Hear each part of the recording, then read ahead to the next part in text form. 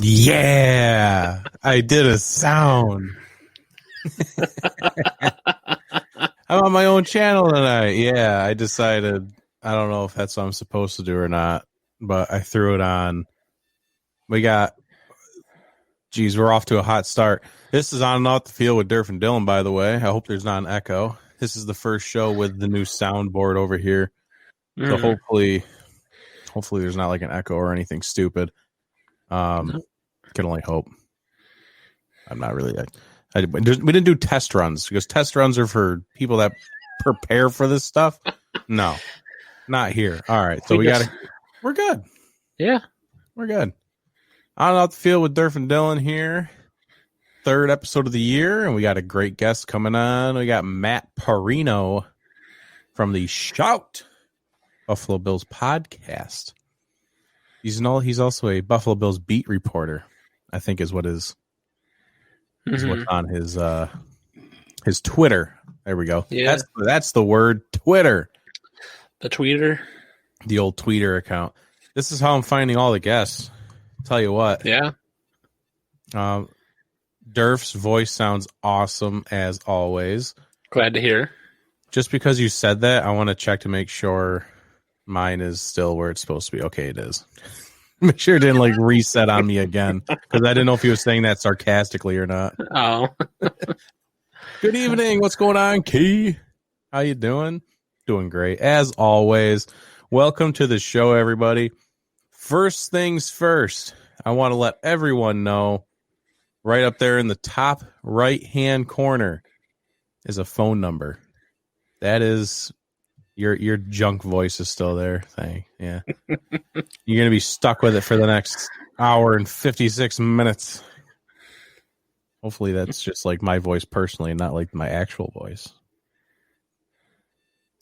I'm paranoid now because I had issues with this at first, because now I'm paranoid. Oh, see what you've done to me, Brandon? You're fine. You paranoid me.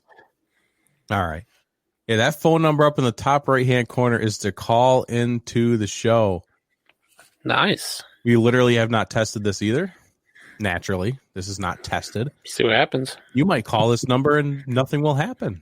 That is a likely possibility. But we'll figure it out. We will figure it out as we go. If someone calls in and my phone starts ringing, now I only ask this. There's obviously not a third party screening phone calls. Mm-hmm. So I can't answer and be like, all right, what's the question you want to ask? No, it's just going to be like full guns ahead here. So let's try and be responsible adults if you do call into the show. Oh, yeah. Oh. One last piece here before we officially really get rolling. I went to Prison City Brewery in central New York-ish, near Syracuse. Mm-hmm. We went. I brought the wife with me too. We went to Prison City Pub and Brewery. Let me tell you, this is the first time we've been dying to try their Mass Riot IPA, and they finally had it on tap when we went. It was so good. Caitlin even liked it. Really? That's how good the beer was. So here you go. Prison City Mass Riot ended up with bringing a 4-pack home. So this is really good stuff, and I wish I could share it with all my other beer lovers, but oh my God. Joey, what's going on, brother? Welcome to the show. You need to get that is a Google number. Don't worry. I'm not putting my own daggone number out there. Crazy kids. And then we got our first question. Oh, the question's not in there. Okay, yeah, throw your question over. Throw your question over, and while you type that, Durf can give you our breakdown on flossing. Yeah. Which is follow, like, observe, subscribe, and share. Durf, take it away. Yeah, so you can follow, like, observe, and share on Instagram, Facebook, and Twitter, and subscribe to our YouTube channel and our Twitch channel, which we are currently live on. And you can search at OOTF Podcast or On and Off the Field on all of our social media platforms in order to find us. Click the link in the video description to get all those other links that you really want. Make sure to rate and review the show on Apple Podcasts so we know how we're doing and what you like or dislike about the show. And flossing is brought to you by Stefan Diggs and is recommended by 10 out of 10 podcasters. So get flossing. Yeah, I forgot to put the link in the description this time around because this is only the second time I've done it, so I forgot to throw the link in there. You can find the link in like all the bios on our social media. So just it's like solo.to/OOTF. It's got links on there to make it easy for you. Links on links on links. Yeah, it's like a different version of Linktree. So, okay. It's just Linktree, but not Linktree. Here's our question we got from Joey. Will the Tampa Bay Bucks be the first team in NFL history after this Sunday to host their own Super Bowl?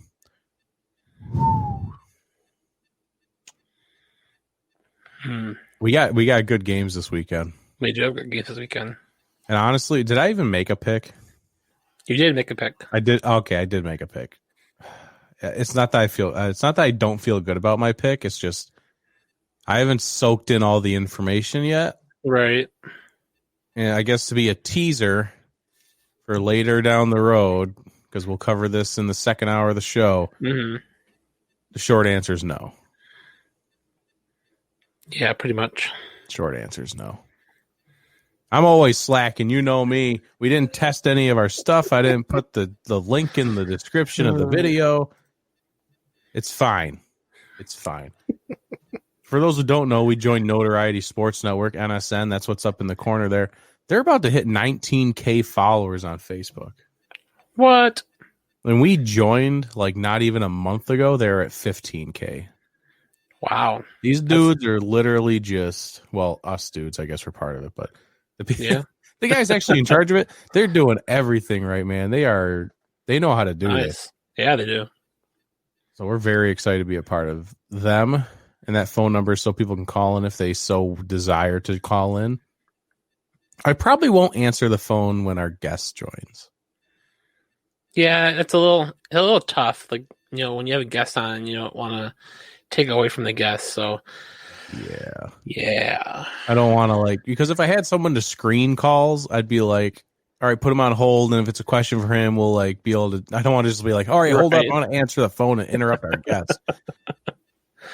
So if you want to call and do it in the first hour of the show, we'll have a chat. I feel that's missing pieces. That's the funny thing, because on paper it seems like they aren't missing pieces. Mm-hmm. But when they get on the field, it seems like something is missing. And I think running back and offensive line is probably their bigger issues. Yeah. Aaron Rodgers. Prediction for Joey's Aaron Rodgers wins MVP, and it'll be the Chiefs or Bills. So it's going to be an AFC Super Bowl winner. Interesting. It's a matter of which one. And the reason I say that is the AFC, why I say from the AFC is because MVP in this season are 0-10. Whoa. Oh. So they collect one piece of hardware and they lose the other. Yep. Poll question. Interesting. Poll question. What would you rather have? Would you rather have a Super Bowl or win MVP? That's easy. Yeah. Is it? Yeah. Super Bowl. You'd rather have the Super Bowl? Oh, yeah. I feel like that depends on the person. Because if you really just want the personal accolades, you want to throw up that. Because MVP is a pretty serious award. That means you were literally the best player out of everyone that season. That is true. But it says a team sport. It's a team sport. If you look at it like a team sport, then the Super Bowl probably means more to you. Mm-hmm. If you look at it like, well, I want to be the best, then you probably want the MVP. Yeah. Flipping over to NSN. What's up, boys? Kind of expecting Brandon to call in and saying, what's up, nutsacks, and just hang up the phone.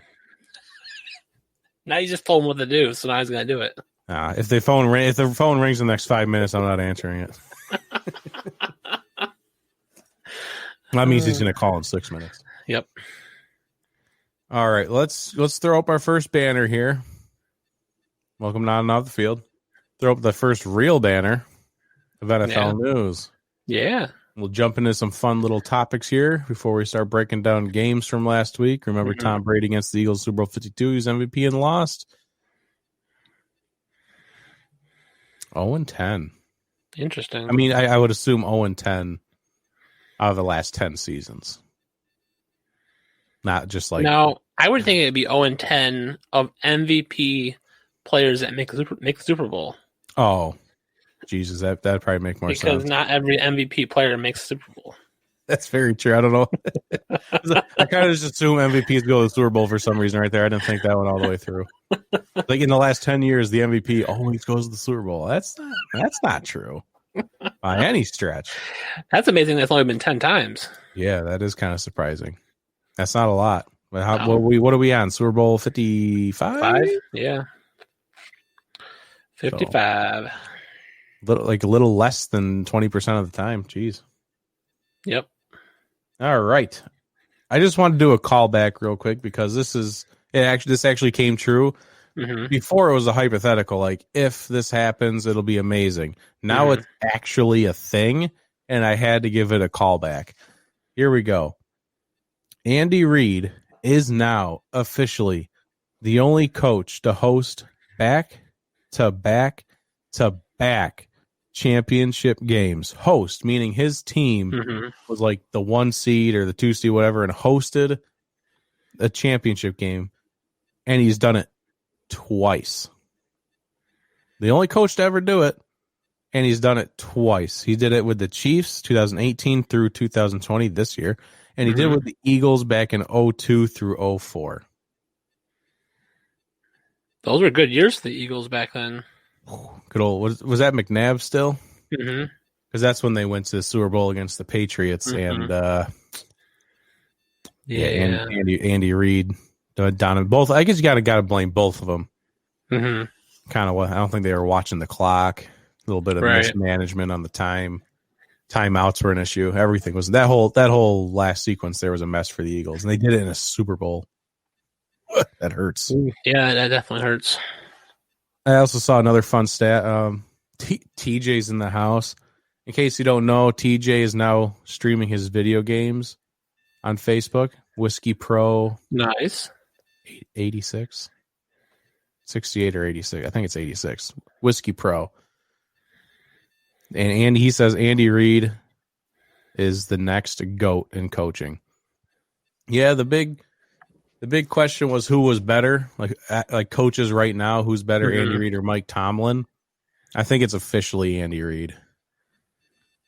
Yeah, I would agree there. I don't think Tomlin's quite done enough.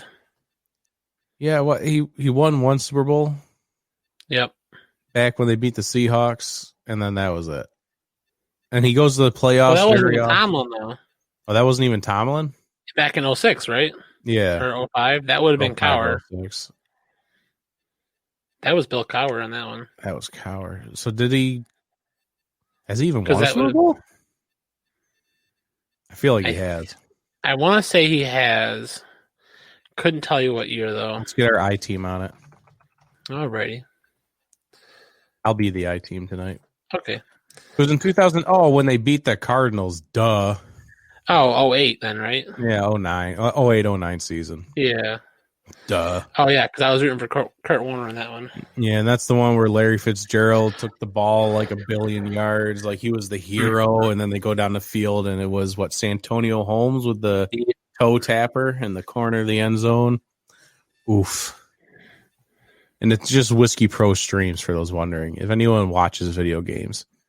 He says, you're hiring a new head coach for your football team. Are you picking Andy Reid or Bill Belichick? I'm taking Andy Reid. Yep. After seeing what Bill did this year? Yeah. Yikes. I got to see if he rebounds. If he doesn't rebound, that's going to hurt his legacy, I think, because a lot of people are just going to be like, well, he had Tom Brady. He's going to need a big rebound next year. Yeah. For sure. Definitely. And right before, this is for all the Dallas Cowboys fans in the room. TJ, I'm looking at you. Tom Brady has been an NFC quarterback for one season. He has been to one NFC Championship game. The Dallas Cowboys have, for the past, 24 years, have not seen an NFC Championship game. Oh. Is that too harsh? Should I just leave that alone? I would probably leave that alone. Is that kind of just that's like a direct shot at a fan base? I feel like that's mean. That's mean spirited. A little bit, yeah. It just shows how good Tom Brady is, though. There, he knew that stat was coming. I just saw it and I kind of giggled, you know. Yeah. I realized it's a direct shot at the Cowboys. Mm-hmm. But it's America's team. It's the one that's supposed to succeed. Everyone has their eyes on all the time, and they've done nothing for like a quarter century. Yeah. That's 8-18. Yeah, it's not good. Cowboys will remain the same until Jerry Jones stops being Jerry, which means Jerry Jones dies, I think is what you mean. That's the only way. The only way Jerry stops being Jerry is if he's dead. Ryan Francis in the house with his best Rob Lowe impression. Go Sports. Welcome to the show, brother. He's got a new gaming channel, iLogical Gaming. Nice. Just giving all my boys shout outs. There you go. I don't know if they want that in the show, but that's what I'm going to do. Suck it. Next piece of news was really cool. Yeah. And this also got me hyped, like kind of hyped up on social media, attacking all of the sexists. But Sarah Thomas will be the first woman in NFL history to be a ref in a Super Bowl. She's going to be the line judge in the Super Bowl, which is what she just does in a regular crew. She's the line judge.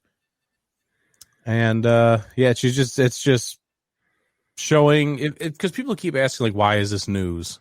Like, who cares if it's the first woman? You know, it just means she did her job well. It doesn't matter that's a woman. Well, it matters because it's the first woman ever to do it. Mm-hmm. And little girls that want to be a participant in the NFL, whether that's like a player, as you're a kicker down the road, you have Sarah Fuller from Vanderbilt. And now if you even want to just be a ref, you can make it all the way to the NFL as a woman. And now Sarah Thomas has proved that you can do that and be a ref in the freaking Super Bowl. Yeah. It's amazing. It's all about role models. And it's easy for men to go, why is this a big deal? Because they didn't have to grow up with those, like, with the glass ceiling, you know. They didn't grow up with a ceiling. It's like men can do whatever they want. Like, little girls grew up knowing there was a ceiling that they didn't know they could shatter through. It's like, well, you never see a woman in the Super Bowl, like ref or anything. How long did it take just to get sideline reporters to be women? It was just last year that who was the one that was in the commentating booth doing a game? It was only for one game, but still, that was the first time that's ever happened. Yeah, well, there was I think two women commentating group this entire year on Amazon Prime Video. Oh, they did that. I don't know that. Yeah, I'm blanking on the names though. Yeah, but no, that was something that, you know, we had, I think, every Thursday night. There was a game. I think we had that. So, yeah, progress. Yeah, I mean, like I said, it's easy for people to look around and just go, why is this a big deal? Or I should say specifically men, why is this a big deal? Just because didn't have to grow up. Like, we grew up knowing we could be whatever we wanted. Girls growing up didn't know they could be whatever they wanted because you didn't see them in those roles. And now it's just starting to enter everything. Right. Like Greg Popovich went down in the Spurs game and that assistant coach stepped up. I don't know her name. Becky Hammond? Is that her name? Maybe. I do remember this happening, but I don't remember the name. But it was definitely something pretty cool to see. Yeah, she had to step up and be a head coach in the NBA for a little while, for like a half a game. So, which was the first time that's ever happened. In baseball, a black woman just got promoted to she's the owner or president of a minor league club now. Nice. So, I mean, it's just happening all over the place. And it is a big deal. Whether people think it's a big deal or not, it's a big deal. And I'll defend that to my dying breath. That's from the stream green, because I have my green screen behind me. That's Ryan likes to say during my streams that it looks like I have like I'm doing a ransom video. Like, send me $1 million or kill the kid. Oh, no. That's what it looks like because I just got the green screen behind me hanging on the wall. Yeah. Mm-hmm. Dos Primos is in the house. What's up? What's going on? Beers in the chat. Oh, boy. All right. I have to apologize. I went a little hard in the paint on Drew Brees Sunday night. Yeah. And, I mean, I feel like I had good reason. Mm-hmm. But I don't know. It was like disrespectful. Some people thought I was being disrespectful. I mean, I was being fair to anyone that just threw 3 interceptions in a divisional playoff game and possibly his last game ever. I was being fair. Yeah. All right. I kind of went Stephen A. Smith route against the grain. If you want to, I don't like Stephen A. Smith, but that's the best example I got. Yeah. But I went out and said, he kind of the whole offense and Drew Brees just kind of mailed it in. I watched this game and that offense was not clicking on any cylinders. The interception by Devin White, Drew Brees just let the ball go and Alvin Kamara didn't even turn around for it. Mm-hmm. It was not good. I think Jared Cook was the worst player on that football field because Jared Cook was the guy who fumbled and the interception ball went right through his hands, and that was Drew Brees' 3rd interception. Mm-hmm. Jared Cook was by far the worst player on that field. I'm getting ahead of myself, obviously doing like game recap here. But Drew Brees did not perform well in this game. Mm-hmm. So I kind of went hard in the paint, say mailed it in for his last game. It was tough to watch. Like, wow, you're really going to retire on that. Mm-hmm. I got called out, but that's fine. It's fine. I got called out. I take it. I got to sit down or I got to sleep on it overnight. Mm-hmm. I did wake up to the fact that Drew Brees did not announce his retirement. He is still thinking about it. So let's all just take a step back and not say thanks for your time in the NFL, Drew, when he hasn't even officially retired yet. Like, maybe we should slow down. Young people are so disrespectful. Well, that's because people are disrespectful to us. We fight back. Yeah. We're just a bunch of rebels. That's what our generation is. Or I say my generation. I don't know. Fred's a little older than me.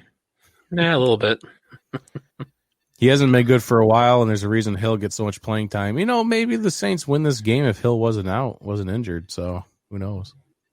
That was kind of that thought crossed my mind for a fleeting moment. Moment. Well, yeah, Latavius Murray out too, and Harris got hurt, who was their excellent punt returner. He had himself a day before he got hurt. Oh man, did he have it? So. And Michael Thomas apparently isn't 100%. He's getting surgery this offseason. Mm-hmm. A lot of issues. Yeah. This is the comment I focus on. He hasn't been good for a while. Drew Brees' arm strength is virtually gone. Why do you think the offense is all dink and dunk? Yep.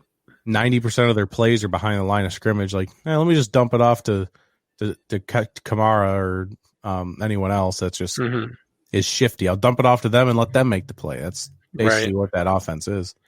Yeah. Who takes Brees' job if he retires? Who's next? God, that's a tough question. Let me be fair to Drew Brees here because I slept on it and I want to be fair. So here's Drew Brees' amazing career if it ends. Super Bowl champion, and he won the MVP in that Super Bowl. 2-time NFL Offensive Player of the Year, a Walter Payton Man of the Year winner, NFL Comeback Player of the Year, 13 Pro Bowls, which I don't think is an accolade. I think Pro Bowls are garbage, but that's besides the point. First team All-Pro once, 4-time second team All-Pro, 7-time NFL passing yards leader, 4-time NFL passing touchdown leader, 2-time NFL passing rating leader, 6-time NFL completion percentage leader, Sports Illustrated Sportsman of the Year, Associated Press Mail Athlete of the Year, Burt Bell Award, Art Rooney Award, Bart Starr Award, 2 times best record breaking performance at the ESPYs. Passes completed, 10,551, second of all time. Passes completed, 7,142, first of all time. Passing yards, 80,358, first of all time. Passing touchdowns, 571, second of all time. He's a good quarterback. That's a lot of yards. And just to think where it all started. It all started with him going to the Chargers, getting a major injury. Yep. His career could have ended. Oh, yeah.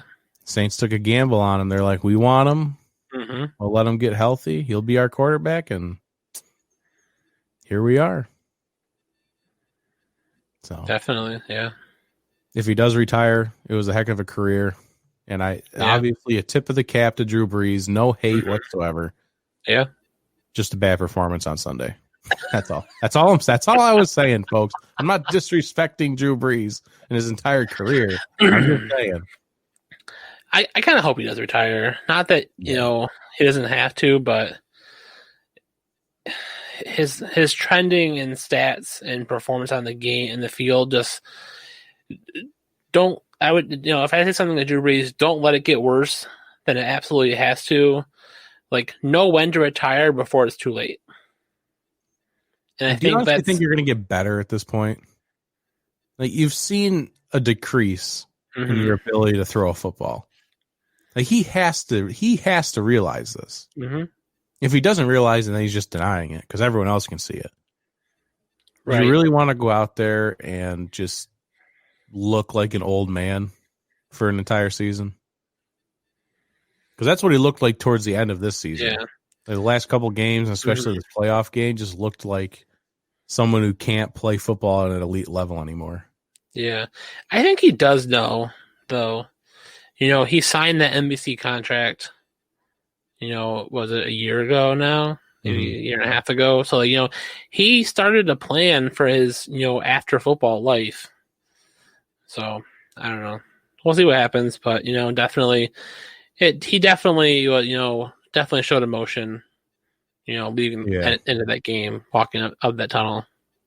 Some people said there was audio of him telling Jameis Winston, "This is your team now." Oh, I did hear something about that, but I didn't confirm. I don't know how much truth there is behind that. I mean, someone could have just made that up. I didn't see any actual audio or video of that. Jameis Winston threw a pretty nice deep ball. I mean, I think I could have made that pass. Good God, the dude was open by 20 yards. To go back to Brandon's question, yeah, I think it is Jameis Winston. They got to groom him for an entire season. I think he has to take it. Taysom Hill is not a quarterback that can play 16, 17 games. So I feel like it has to be Jameis. No mobility, no arm strength. Nah, that's a problem. I mean, he's been a trooper for a long time. He's just the end of the road. Yeah, it comes to an end at some point. Tom Brady's just a different breed. He'll play until he's 80. Half the league makes the Pro Bowl, except this year you get to see elite names. The thing with the Pro Bowl is it's just fan votes. It's a popularity contest. Right. Xavier Rhodes got in the Pro Bowl last year, and he was one of the worst corners in the league. But just because people know who Xavier Rhodes is, he made the Pro Bowl. So, right. I don't know what you want. That was like the worst example of a Pro Bowl guy getting in. He was awful. Yeah. That's college football. I don't know what any of this means. No, it must be, what is that, Gamecocks or NC State? South Carolina. South Carolina. Yeah, that's where Clowney came from. Oh, that's right. Yeah, but no, it must be transfer portal news. They're going to Northwestern to have an opportunity. All right. God bless. Have fun. Yeah. Say hi to Russell Wilson. It's because Northwestern's in Seattle, ain't it? Or maybe it's up in that direction at least. Northwestern is Minnesota, I think, Wisconsin area. Oh, seriously? Northwestern, yeah, it's a Big Ten school. Oh, never mind. For some reason, I thought Northwestern was like Seattle, like Oregon area. No, I think you're thinking of Washington. I'm thinking of Huskies, Washington. Yeah. Yeah. Okay. See, this is why we don't talk about college football. He's already peaked his years ago. Yeah, it's unfortunate. Crabs like Winston. Yeah, that's who will be starting for the Saints next year. At least Winnie in the house for Millennials Anonymous. Drew Brees is done. Yeah. Thanks for tuning in. If Winston becomes a starter, he'll quickly be replaced. Like, what do you want to replace him with? A running back or a tight end? Maybe they'll get Sam Darnold. I don't think it happens. Why would you bring Jameis Winston in just to bring in another quarterback to be this new starter and just have Jameis Winston sit there. There's Because no point. the Saints didn't expect the Jets to be that bad this year. And with cleaning house, it's a possibility. Or they go get Deshaun Watson. I don't know. That's not going to happen. Well, just, throwing those takes out there. Yeah, they don't got the cap space for him. I love how all of these teams, like anyone that's a fan of any team, like there's teams out there with like $10 in cap space, and they're like, we should trade for Deshaun Watson. Yeah, dude, you think so? Good luck with that. He's going to be a pretty penny, I can tell you that. Yeah, you got to soak in his contract that he has probably, and that's, oh my God, was it 35? I don't even know how much you make. It's too much. It's a lot. Yeah, it's way too much. What up, Brandon Combs from the Triple Shot Sports, Northwestern's in Chicago? Yes, okay, we got that cleared up. Oh, all right, somewhere around there. Darren Clark's here. He knows who Tom Brady and Drew Brees is. I think they were playing when he watched football back in the day. It's been that long. That actually might be too late. I think it was. Yeah, I think it was after. Yeah, geez, he might not even know who they are. Winston will lead the team to the Super Bowl. We got people just fighting about Jameis Winston in the comments now. You just brought him in to fill a spot, the backup spot. He does know who they are. They were playing when Darren watched football back in the day. There you go. You got to watch them when they first became a thing. There you go. That's good. Speaking of backup quarterbacks and just backups in general, yeah, the Ravens released Mark Ingram and RG3 along with other people that no one cares about. They were released, and from discussions that I had on social media, at least, Mark Ingram's going to have a future. I kind of see. Oh, I guess I skipped a question. Hold on. You'll be fine. You got to call into the show, then you can ask your questions. And it doesn't have a question mark behind it, so I didn't know it was a question. Mark Ingram's going to be fine. I see Mark Ingram kind of entering the Frank Gore kind of role. Yep. I don't know if Ingram becomes Frank Gore and plays until he's 40, but I don't he's think a short quite. yardage, big guy. He'll come in and just be serviceable. He'll be there, kind of let the young guys lean on him. He'll be fine. He could go anywhere. Literally any team could use a Mark Ingram. I don't think there's one team out there that would be like, no, we don't want that guy. RG3, on the other hand, yeah, a little bit bleak of a future. A little bit, it's a lot harder for these quarterbacks that kind of fell through the ropes or fall through the cracks, and they just become the all-time bench quarterback now, second stringer. If the Bills were to get rid of Matt Barkley, I don't think someone picks him up. And I think it's the same situation you run into with RG3. There's a lot of quarterback turnover in this league, and the spaces are limited for sure. I mean, there's limited offenses that can use his skill set. Like, that's why he was perfect with the Ravens, because it was the offense he ran. Just any team just can't pick up RG3 and be like, all right, you're going to be a pocket passer in our offense. There's a limited amount of places he can go and try and be successful. But with his injury history, the fact that Trace McSorley came in when Lamar Jackson was pooping and not RG3. RG3 was on injured reserve when that happened, though. Oh, okay. I'm sorry. They let him go when he was on. So he finished the season on injured reserve. Same with Trace McSorley with the knee injury. When Lamar was pooping, but So I think that's why he didn't go in. I think he suffered an injury during the Steelers game, but still. But that just raises the point even more. Just the fact that he was injured again, and he didn't even play this year. I think he played earlier in the year, but the fact that he might have played like a half a game at some point, and he was still injured, I just don't see him. I mean, maybe he can get healthy and go over to the XFL when it starts up, if he's lucky. I don't know. It looks like his career might be over, which is sad. He came in with the draft with Russell Wilson and Andrew Luck. And Kirk Cousins. I keep forgetting that he was kind of thrown in there. Yeah. RG3 and Kirk Cousins were both drafted by Washington. Fun times. And Russell Wilson snuck in there in the third round. Yep. And look who's still playing. I got to go back to Brandon's comment. All Will right. he thrive somewhere else? Deshaun Watson. He'll thrive anywhere he goes. Yeah. He was on a team that went 4-12, and he had a quarterback rating of 114 for the season, which is like top 5. Mm-hmm. He will thrive with anything, anywhere, anyone. He's a very, very good quarterback. So yes, he'll be fine. If he goes to I just wrote an article for the Dolphins that's not published. Long story short, it's a non-published article. But I just talked about some free agents the Dolphins could pick up. And the scenario came into my head for the Dolphins. You can get Deshaun Watson. You have plenty of cap space. You got to let a couple other people go, free up some cap space. You might have to let go one of your more Eric Flowers on the offensive line. He's soaking up like $8 million. But you bring in Allen Robinson. You can bring him in for anywhere between 18 to 20 million a season is probably his going rate. Yep. And then you can bring in Deshaun Watson, which is you're going to have to soak up his contract, but you can try and find that space by letting go of some other players. Like you can replace a lot of people with rookies too because they have so many draft picks. But then with the 3rd overall pick, you bring in Devonta Smith from Alabama. Yeah. Imagine that. But you got Allen Robinson, Devonta Smith, Mike Gesicki, Devontae Parker, and Deshaun Watson throwing it to them.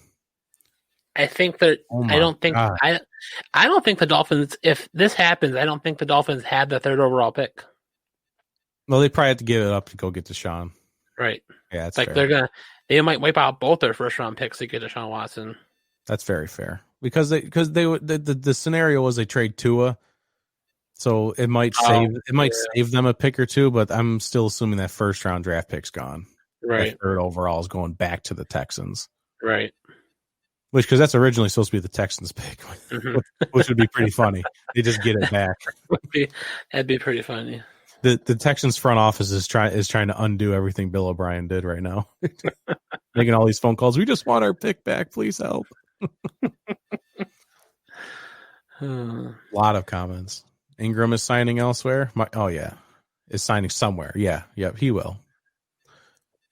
Watson will thrive everywhere and anywhere. Any issue with the hit on Mahomes? I don't have any issues with the hit on Mahomes. He was getting tackled. He kind of rolled over. Could he have let go of his shoulder pads or whatever he was holding on to? Maybe, but like in real time, and if that was any other player than a quarterback, you would never think twice about it. Right. It was a tackle. So no, absolutely no problem with that hit. RG3 is done ever since the injury in Baylor. So not even in Washington. The Baylor injury is what started it all. He got hurt putting on the uniform. I have no love lost with RG3 because he stole Rookie of the Year away from Russell Wilson. So I don't like RG3. He stole that from him. That's my personal opinion, my personal vendetta. Maybe someday I'll forgive him, but today is not that day. I don't know whose mom was upset. Lamar Jackson was cramping. He was cramping. That's what it was. Sorry. No, he got the stomach cramps. That's what it was. He had that Chipotle before the game, trying to carbo load like Michael Scott before the fun run. Yeah, before the fun run. Yeah, and he's trying to carbo load without a number 1 wide receiver. Deshaun Watson can do anything he wants. I'm assuming that's what that comment's for. That came in when we were talking about him going to the Dolphins. Yeah, and then you can bring in Allen Robinson, and that'll be your number 1. Yeah. I think that'd be great. I think that'd be a great plan for the Dolphins to take. I realize it's tough to evaluate Tua for the Dolphins on the season he had. He only started 10 games. He's coming off of major surgery. He did not perform well, though. No. There was a couple moments where you watched him play and you're like, oh boy, this is the guy we took in the 1st round. Ouch. I could easily see why the Dolphins would want to bring in a free agent or trade for a quarterback or even draft another one. I could understand why they do that after what Tua did. Yeah. Oh yeah, you could absolutely have the Arizona Cardinals situation over again. Yeah. Tua will get Josh Rosen. Ouch. Never really got a fair shake, but that's the NFL. That's the world you live in. If you don't perform well enough, you're going to get replaced. Yeah. Josh Rosen said there was 10 mistakes ahead of him. Well, maybe you were the mistake 10 picks in. How about suck on that? In our last pit of NFL news here, we got the coaching carousel. Mm-hmm. Get a little update on what's going around the NFL for coaches. Yummy. This beer's so good. This is probably one of the better IPAs I've had in like the past year. Yeah. It's so good. Nice. Oh, and the boys at Strikeout Beer are sending us a package as well. Ooh, thank you, guys. A couple shirts, a couple beers. So we're going to have to sit down and do a live video. We can split the beer. Like we'll have to bring 2 glasses, split up the beer, give them a taste test. There you go. We're gonna have to do that one of these once we get the package. So that's gonna be fun. So first and foremost, I was basically thinking we could both just give a general grade about how we think the trade or how the pickup for the head coaching spot is. Okay. Whether it's gonna work out or not. Just quick little synopsis because we got 15-ish minutes before Matt joins us. Mm-hmm. And we can kind of just do a general recap and. It'll be a fun hour with Matt. And everyone get your things in order. Are we doing pies versus cake, or are you just going to hit us with something new? I need to know. I need to be prepped and ready to go. So let me know how this comment section is going to work for the next hour. So first up, I wrote down for the Jaguars. Mm-hmm. They officially brought in former Ohio State head coach Urban Meyer. And I found this interesting. At first, I was like, okay, he used to be a college coach, and the Jaguars are going to be pretty much like a first-year college team for him. He's going to be able to bring in whatever players he wants. He's going to be bringing in a rookie quarterback. It's not like he's taking over a veteran team. Right. So I kind of thought, this will be a good fit. It's like bringing in a group of freshmen for your college coach. It'll be great. He can bring them up however he wants. Mm-hmm. But then I saw, I don't remember who said it. It was someone from the NFL Network. They accused Urban Meyer of not being able to develop quarterbacks. And boy, oh boy, did that get me thinking, because when was the last time an Ohio State quarterback has succeeded in the NFL? I'll answer that for you. Never. Literally never. I Googled it. Like the last 40 years of Ohio State quarterbacks to get drafted have done nothing. Zero success. That's not even an over-exaggeration. They have done nothing. Right. And some of them happened under the helm of Urban Meyer. Mm-hmm. So Brandon Combs says a C for the Jags. I was going to bump it up to maybe a B just because of the scenario with the Jaguars. Like I said, like being a freshman team, starting out with a lot of picks, a lot of cap space. He can kind of build his own team, and I think he knows how to do that because that's what you do every year in college. You build a new team in college. I feel like he knows how to build a team. So that's where I'm giving them the edge, but I am concerned about that developing quarterback comment. So I'm going to give him a B. All right. I agree with the B. It is very interesting that he decided to come to the NFL because he left college football for health reasons, because the game was too stressful for him. It was literally like hurting his health as a person to continue to be coaching. So it's a little surprising he's coming to the NFL, and I don't know. It's a good hire, and to go on, that perception that he's got this fresh new team, he can do whatever he wants, and he will. He's basically assembled his team before signing the contract to be the head coach. He talked to a bunch of different coordinators, talked about this and that with them. Like he's already pre-planning for the job before he even signed the contract. So I think he's going to take the more of the approach where he steps back a little bit and plays, more of the manager role. I think he's still going to be super involved with a lot of things, but it's not going to be at the college level where you're on the field all the time. He's going to be, all right, he's talk to the coordinators, chain of command with what's going on. Like the coordinators need to manage their people. So maybe we're not getting so much of a head coach that, calls their own defensive plays or calls their own offensive plays. We're getting a head coach that delegates. Because I know he's been talking about bringing in, I don't know if he's talked about it or has actually done it, some of his coordinators, and a lot of them are from his college days, people that he's already familiar with. So if he does delegate, he brings in like a QB whisperer. Maybe he's not even going to be the one trying to develop Trevor Lawrence, who we all assume they're going to take. Maybe he just takes that a step back and lets someone else do all that. Maybe. And maybe that fixes some of these perceptions people have about how this team will go. Very interesting. Yeah. Very interesting. The Chargers shocked everybody because all the reports had Brian Daboll, the offensive coordinator for the Buffalo Bills, going to the Chargers for the new head coach. But I guess they got impatient because the Bills kept winning. The Rams did not. So they ended up bringing in defensive coordinator from the Rams, Brandon Staley. Interesting. Yeah. I don't hate it. No? I don't hate it.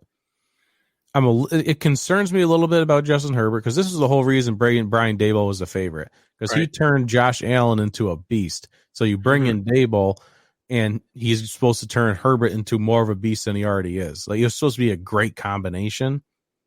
And now you have a defensive-minded head coach, and they still have their offensive coordinator. So he still has that continuity.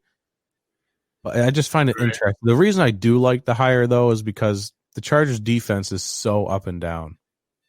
Like, they have the talent to be good, but they just seem to not be able to pull it together.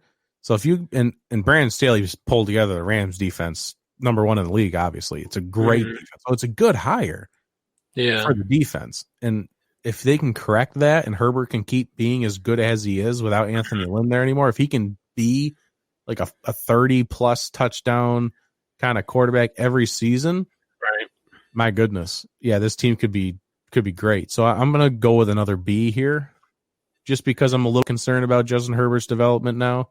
But I love the hire for the defense because the talent's there. They just need the leadership. All right. I don't quite see it as a B. I was thinking more of, I'm thinking more of C plus here. I think it's a good hire for the defense, but I think as a team overall, it's not a good hire. You can make the argument that the defense has so much talent and that the defense has consistently let this team down when the Chargers do their thing at the end of the games and let the other teams win. They can't hold a lead. Chargers are going to Charger. Like, that's what they do. So I get why you bring in a defensive-minded coach and try to correct that, but maybe instead of bringing a defensive coordinator as a head coach, bring in someone who is more offensive-minded, who can, develop Justin Herbert. You can't run a team and win championships or even playoff games with a mediocre quarterback with a stellar defense. Like, it just doesn't last long. You end up turning over quarterbacks too many times, and I don't know. It just, for me, it was a little shocking to see that they hired him, but as a Bills fan, I'm kind of glad because I knew you'd be a little happy there. That's Daboll. He's like, all right, I'm not pursuing any other head coaching jobs. Like, it is what it is. Now he's gonna put his nose to the floor, and we're gonna hopefully get this Bills team to the Super Bowl in Tampa. So yeah, he can refocus it. This is why I hate this time of year, right? Because all these coaches that are still in the playoffs are trying to do interviews at the same time, and that just worries me. Yeah, it got me a little worried about the Bills because Leslie Frazier and Daboll were doing interviews, but at least Daboll now is not getting any more interviews. Right. Brandon agreed with you, and he also said, Urban Meyer was not a leader of men. He'll lose the locker room by year 3. It depends on how much he's in charge of the team. I mean, yeah, like we were saying, if he hands it over to coordinators and has like a right-hand man, maybe he doesn't even need to have control of the locker room. You know, I think if he just redefines the head coach role, might not even have to worry about it. Pie of the week. You tell me. We're going to fly through some of these. I don't want to fly through them, but we're running out of time. Yeah. The Jets hired Robert Saleh from the 49ers, their defensive coordinator. Robert Saleh was literally a hype man. Mm-hmm. I don't think he was bad at his job. I'm not going to say he was a bad defensive coordinator. I think a lot of his attention became because he was a hype man. He's running out in the field, like hyping people up. Everyone's doing so good. Yada, yada. Oh, my God. That's not going to translate to a head coach position. You have so many things to worry about as a head coach. You're not just going to be able to sit there and hype up, like run onto the field and hype up your defense every play. You're not going to be able to do that. I mean, I rated this as like a D. I don't like the hire. I don't think Robert Saleh is a head coach. I think they just hired him because he's a hype man. He's an interesting candidate. I don't like this at all. Yeah, I think this is, I think so much of the Chargers. I think to the Charger situation, I think this is the Jets overcompensating and taking, the big name that was, hyped up, this entire year, even last year, as a potential candidate for head coaching. Maybe he does okay. I don't know. I think one positive thing that I've seen is that he's already snagged Shanahan's offensive coordinator from the 49ers. Was Matt LaFleur. Yeah. Matt LaFleur's brother. So, I think he's at least trying, but I don't know how sustainable this is. Yeah, I have a lot of concerns. Yeah. Alan says it's poor show prep that we don't have a pie of the week ready to go. I'll do better next week. I have to make a sticky note. I'll figure that out. I'm sorry. When are we taking calls? We've been taking calls this whole hour. You can try calling in when our guest is on, who will be on in the next 6 minutes, but it'll be tough. I don't know if I'm able to answer calls. We'll see what happens. The Falcons hired Titans offensive coordinator Arthur Smith. This one, God, just more concerns, Yeah. The Titans offense was successful because of Derrick Henry. They lived off of Derrick Henry in the play action. Mm-hmm. So you go to the Falcons and you want to become a play action team with what running back? Are you going to draft a quarterback and draft a running back and try and run play action off of a rookie? Are you banking that Todd Gurley is healthy? Like just magically healthy from his arthritis, which isn't a thing? I don't know what kind of offense he expects to bring to the Falcons. Mm-hmm. I think he's a smart guy. They obviously were successful in Tennessee. I just have some concerns. I'll have to see how this offseason progresses. So I kind of have like an unfinished grade here because I kind of like the hire. I just want to see what they do, how they build the team. Are you keeping Matt Ryan? Are you keeping Julio Jones? Are you keeping Todd Gurley? These are all people that could be traded or that are free agents this offseason. Mm-hmm. So I want to say like B-, C+ area, but it's not really fair to say that because I just don't know where they're going with this. Right. Like I feel like I think we'll get definitely a better understanding once free agency hits, and or right before when the trades start happening. To me it just seems like an odd fit. Yeah. It's just the way that Tennessee offense ran, I just don't see if that was the game plan he came in those interviews with, and the Falcons ownership said yes, for sure. Then I don't know. Maybe they got something in mind. They're gonna complete rebuild, but the way that team is now, I just don't see bringing that Tennessee style offense into Atlanta. I don't think it works. I could give it an unfinished grade. To make a decision, I would say I'm looking at a D. I think the current stat doesn't fit. Yeah. As an unfinished grade, it's fair. It's tough. We'll have to see what happens. High draft pick, maybe they draft a running back. I mean, if that's their plan, is to just get young and build a team around Arthur Smith that becomes a play action run heavy team, then Godspeed. Right. That's what happens. I'm all for it. Mm-hmm. But it might take a couple of years to build. I just don't know what the Falcons' plan is right now. Right. That's my concern. The Lions, they hired Saints tight end coach / assistant head coach Dan Campbell. I don't know a lot about Dan Campbell. He used to be a tight end back in the NFL with the Giants and a couple other teams back in the day. I don't know enough about Dan Campbell to even grade this. Mm-hmm. To me, on the surface, this just seems like, with all the other candidates that were out there, this seems like they just didn't complete their search. Like almost like they rushed into hiring someone. Right. I don't know what this is. Is it a bridge head coach to just like get you by for another season? Like someone that you can just bring in and like he's going to be the scapegoat when they fail again. Like I don't know what this is. To be fair, I don't know enough about Dan Campbell. I'm not going to be able to sit here and tell you his coaching hierarchy if he's been successful or not. He's the tight end head coach, so obviously he works with Taysom Hill a lot. So maybe that's what they were looking at. Okay, yeah, but that's about all I got. So I'm going with like a D, C-ish, like low C, high D, something like that.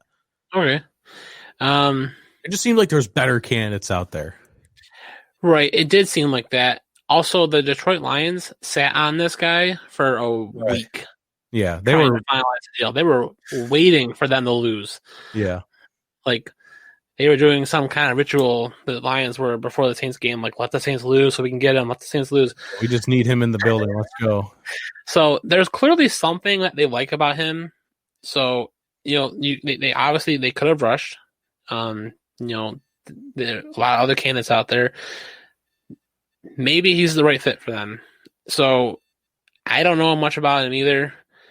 But, he seemed kind of like coming from that, that Saints organization. I don't think we've seen a ton of people coming from the Saints organization, take on their own head coaching positions later. But I don't know. I would give it a B, just to do optimism. Just take an optimistic approach. Yeah. I'm fine with that. If you just want to be happy about it, think highly. Allen says he was an interim head coach for the Dolphins a few years ago, and he's thought highly of. I mean, people could think highly of people. They can still be bad at their jobs. That's all I'm saying. Yeah. And then as far as I know, the only other head coach openings still out there are the Eagles and the Texans, who are still waiting. Am I correct in that line of thinking? Yes. I believe the Texans have finished their interview process. They were granted, yesterday the NFL granted them, teams access or permission to interview potential candidates who were still in the playoffs. So that's where, Todd Bowles got his interview in Philly. Eric Bieniemy got his interview with the Texans. As far as I know it's at least Eric Bieniemy and Leslie Frazier, I believe, are still being considered. There's a couple other ones I can't remember the names right off the top of my head, but I know McDaniels was the top candidate for the Eagles as well from the Patriots. Josh McDaniels. I didn't hear that one. That's an interesting take. Yeah, they've interviewed him twice now. So hey, maybe he'll finally do it because he realized the Patriots are just terrible after losing Tom Brady. So after what he did to the Colts, I don't know why anyone would want to even try and hire him. But that was an hour-long recap of NFL news. It took a lot longer than I expected, but we have our guest ready to go. Our very highly anticipated guest. It is Matt Parino from the Shout Buffalo Bills podcast. Let's welcome him in, everyone, as I click a bunch of buttons to make it look pretty when he gets in here. Welcome to the show. What is up, guys? How are you? We're doing well. There it is. Fancy little claps. Yeah. Fancy new mixer. I got to push buttons on my new mixer. It makes me feel good. I like it. Actually, I'm testing some new equipment out here. So sound or video is a problem. I'll switch to my usual setup. But you guys are kind of letting me guinea pig a little bit of this. So thank you. Oh, not a problem. I'm glad that we're already providing something positive for you. That's great.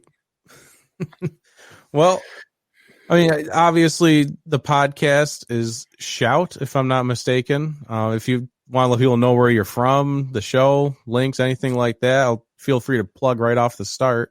Yeah, that's great.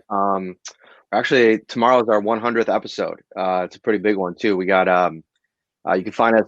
It's kind of weird. I work for Syracuse.com and NewYorkUpstate.com, and the YouTube page you can find us is Buffalo Bills on NY Up, which is the nickname for New York Upstate.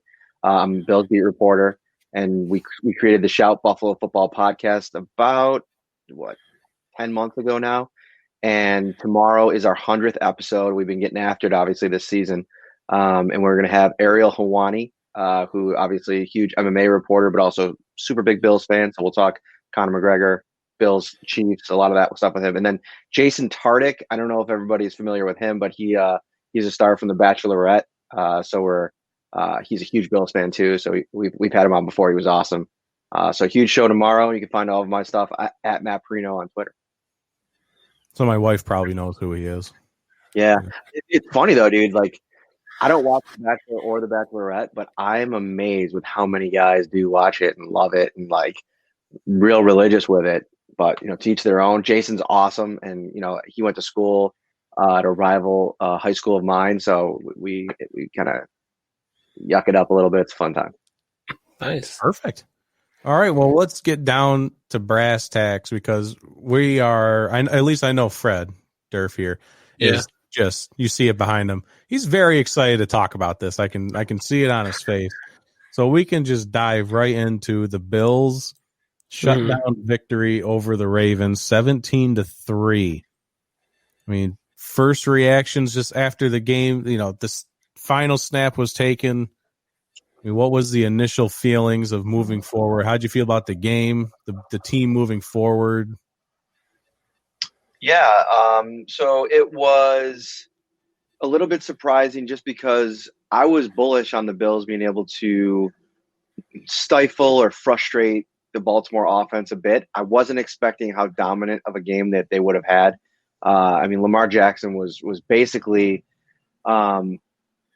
really held to no touchdowns. I mean, he was really held in check for most of that game.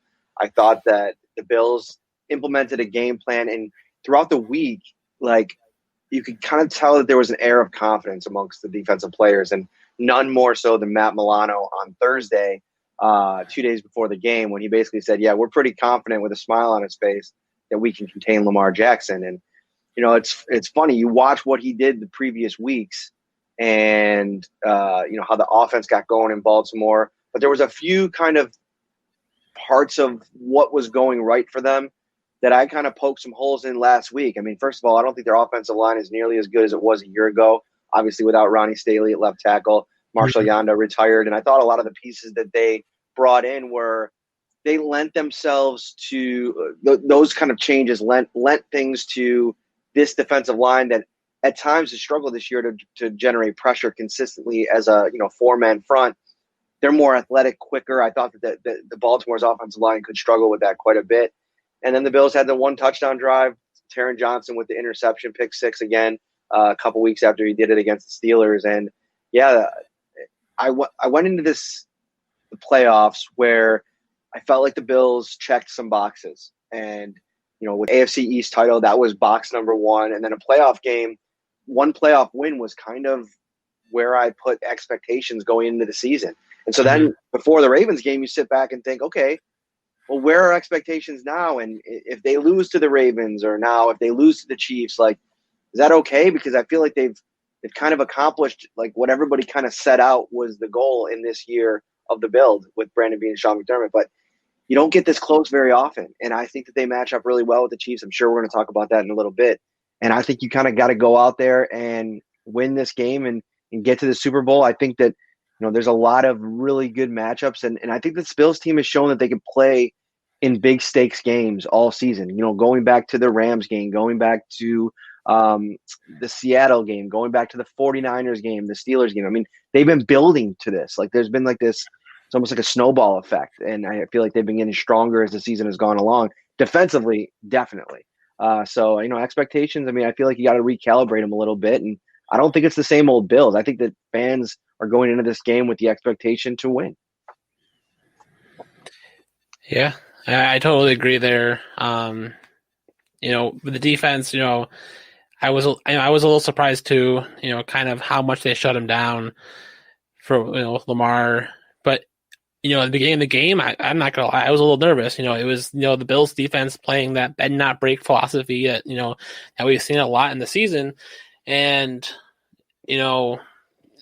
weather conditions favored us for kicking. We saw Justin Tucker miss 2 field goals that, listening to that, it was hitting the goalpost was just, jaw dropping for someone who's so automatic. I know Tyler Bass missed at least one. But yeah, I mean, I think the defense and this, give credit to Leslie Frazier and Sean McDermott for what they've done this, even the years they've been there. They are probably, I think, one of the best defenses that I've seen adjust, at least, if not the first quarter, at least halftime. Especially this year, I think we've seen it a lot. They weren't as good as, we've seen in the past couple of years, beginning of the season, and they've done nothing but get better. And just to be able to contain Lamar Jackson like that, where you have all week, I'm reading articles, looking at this, looking for insight on the Bills game, and all you see is, the Ravens are the team that no one wants to play. That did not look like a team that no one wants to play. That looks like a team that had one of the easiest schedules and got super exposed a few times and were completely exposed, Saturday night against the Bills. And they just got pressure where it counted. I think if you go and look at the offensive side, I was a little surprised at how much passing play calls Dable went with, starting the game, 19-1 in the first 20. But it's what works for the Bills right now. Losing Zach Moss, really, I think, put a damper on this run game. They bring up T.J. Yeldon. I was a little surprised that Antonio Williams was inactive just based on how well he did against the Dolphins. But, I understand, that's a coaching decision there, fine by me, but I was a little surprised there. But, yeah, the offense didn't score a ton of points, but they were efficient when it counted for the most part. And that's something that the Bills, I think, have proven time and time again, to kind of go back to your point with these big stage, these high stakes games, on big stages. They had, so I couldn't believe how many primetime games they had this year. It was just, you just think about, when's the Bills game? Is it Sunday? Oh wait, no, it's Monday now. All right. And it was just great. And, I think to look at expectations for the Bills, I wanted at least a wild card win, make right of what happened last year in Houston. And, once we seen that, we saw them, grind it out against the Colts. I'm like, all right, the Bills, they did it. That's another win in their, another notch on their belt for wins of, they're winning it a different way. They're not having to come from behind. They're still maintaining a lead, not letting them, the other team get hot and take the lead, but also they weren't blowing them out. We saw that a couple of games this year, but winning that wild card game, I think really, got some people's attentions, from national media, and I think it was good. And just to encore with this, I'm all smiles with that. I'm like this weekend, I want the Bills to win, but I'm just happy for what season we've had. But at the same time, they have something special going on. Yeah, our buddy in the comments section, David Timmons, common watcher, talking about the Bills' in-game adjustments on the defensive side of the ball, maybe the best in football. Saw it last year, and being able to, because they were struggling in the first half of the season on defense. Yeah. they were able to pull together in the second half of the season. My concern here and my question, because this was a lot of talk about the Buffalo's defense. Mm-hmm. Buffalo's offense scored 10 points in this game, and with Zach Moss going down for the rest of the season, Devin Singletary only 7 carries, 25 yards. Is there a major concern here moving forward now? Because you have to keep the ball out of Patrick Mahomes' hands, assuming he'll be playing on Sunday. Without an efficient run game, the Bills might have a little bit of a gap here moving forward. Yeah, they've had it's been like an interesting deal this season with weird. Hang on a second. No problem. That's our social media. I told you I was working new. Here, let me see. Tell me if this works. Not yet. No. I mean, I like her haircut.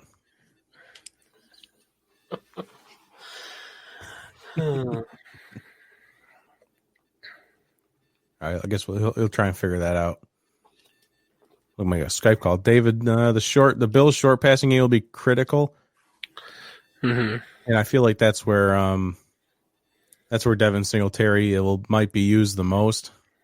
Right, and we've seen that before from him in the in last year, his rookie breakout year. He was definitely used for that short passing game a lot. But this is also, I think, where the Stephon Diggs comes into play for sure. Sorry about that. Can you hear me okay? No yeah, yep. Yeah, so that camera just cut out on me. So not using that for my next show. So thanks, guys. Yeah, no problem. Anytime. No problem. But yeah, their defense, wait, what were we talking about? Were we talking about the defense? With Zach Moss being out for the rest of the season, we got some concerns about the run game pretty much after Devin Singletary, 7 carries, 25 yards. And it doesn't seem like the game plan was built around the run game. But moving forward, you have to have some kind of run game. Yeah, Dable was talking about that on Monday about how they watched Tennessee with Derrick Henry run themselves into a brick wall, and they realized we're not going to even bother with that. And so the problem was in that game was that it was windy, man. Like that's part of it. That's a big piece of it. If you watch there was one incomplete pass when he was going to Diggs in double coverage, and I think there's a local blog, Cover One. They posted the video of it. And you could see from the end zone angle how brutally the goalposts were shaking in the wind.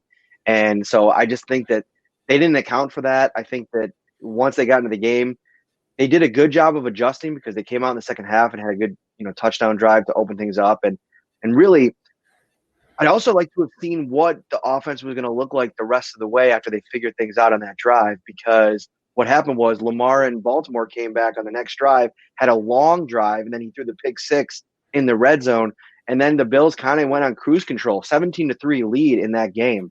Felt like more than 4. So I think, listen, I'm still very confident in Devin Singletary's ability, and I think that they're going to start hearing things in the locker room this week. Well, not in the locker room, but on the Zoom locker room, where they're going to start hearing things this week about their ability to run the ball or inability to run the ball. And I think that this offensive line is going to be pretty motivated to do so. I think it was Kyle Brandt. They do this segment on Good Morning Football where they pick a legendary moment of the week or whatever. And they pointed out, it was pretty cool. They pointed out John Feliciano, the right guard for the Bills, how in the second half, as they started running the ball, every time that they were done with a running play, at the end of the play, he'd turn around and scream at the sidelines like, yeah, keep running it. And so I think this offense, I mean, they're motivated to prove that they were a good run blocking team last year. I just think the evolution of the offense towards the passing game has kind of changed the entire scheme. It's changed the entire identity of the offense, and they have struggled to find. The problem is last year they almost called a lot of plays to mitigate any potential disasters with Josh Allen as they were still developing him. And so a lot of times the identity of the team was to run the ball. Let's slam it with Frank Gore 15 times. Let's give it to the rookie Devin Singletary at the time 10, 15 times. Now if they have 10 carries in a game for all their running backs combined, that's a lot. I mean, the week before against the Colts, Allen led the team in rushing. He had 11 carries. Moss had, I think, 7, and Singletary had 3. So now Moss is a good player. I don't want to minimize him at all. I really like his, what he kind of can do, but he's not some huge playmaker that they're missing all of a sudden. I mean, his best game came against the Patriots, and that's, they could not stop the run for anything. They just kept him the ball, and he was making some good plays. But I think Singletary, Yeldon, if they can get going, if they get the run game going, I think both those guys are capable. Yeah, maybe I'm just an old soul and just think there needs to be a running game. Welcome to 2020, You got that Seattle Seahawks hat on, and, I know you probably were saying let Russ cook all season, but down deep in your heart of hearts, you just were like, you were hoping Pete was going to just start running the rock. I understand. Got to give it to Chris a few more times here, Pete. Come on. I don't want to see Russell's arm fall off by week 7, but didn't have to worry about that down the road.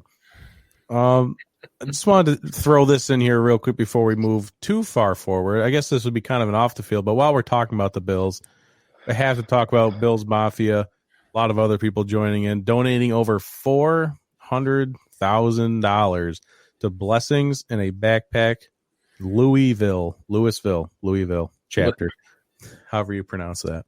Lamar Jackson has worked with in this organization. It's basically what his bread and butter there.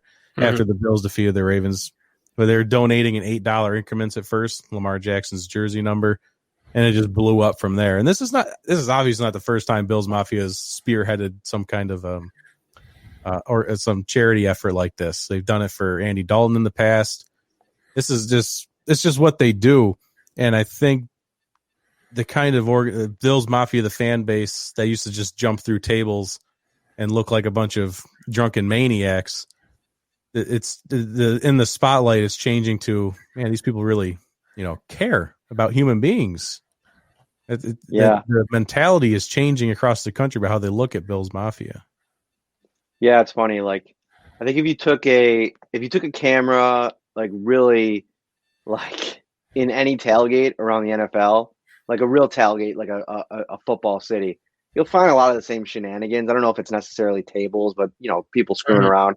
I just think Bills Mafia for the longest time has just been this fan base that's comfortable in its own skin and willing to show some of the warts, if you will, of what they like to do and how they like to get down. But yeah, I mean, just being a guy that grew up in Buffalo and knowing a lot about this community, it's not surprising. It's a very giving place, and I think that's where it comes from.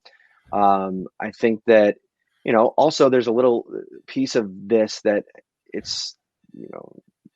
A lot of this has come from, whether it be slights, like there's been a lot of times where there's been donation drives based on, like, for instance, last year, there was a Baltimore radio personality. His name was Jerry Coleman.